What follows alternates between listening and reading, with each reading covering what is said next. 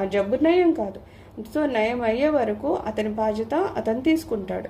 అలాగే గురువులు కూడా ఏం చేస్తారట, ఈ మూడో రకమైన గురువు బలవంతంగా అయినా సరే ఆ శిష్యుణ్ణి సరి అయిన మార్గంలో పెట్టడానికి ఎంత చేయాలో అంతా చేస్తారనమాట. బలవంతంగా అయినా సరే నువ్వు ఇలా చేయాలి అలా చేయాలి అని చెప్తూనే మొత్తానికి అతన్ని ఒక సరి అయిన మార్గంలో పెడతారు.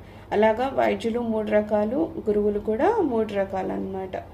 అయితే గురువు సహాయం లేనిదే భగవద్ దర్శనం కలగదా అని ఎవరు అడిగితే రామకృష్ణ పరమహంస ఏమంటారు, సచ్చిదానంద పరబ్రహ్మమే అసలైన గురువు అంటారనమాట.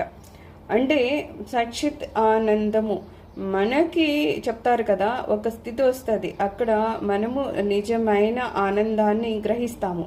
సత్ చిత్ నిజమైన శాశ్వతమైన ఆనందము పొందడమే అసలైన గురువు అన్నమాట. అయితే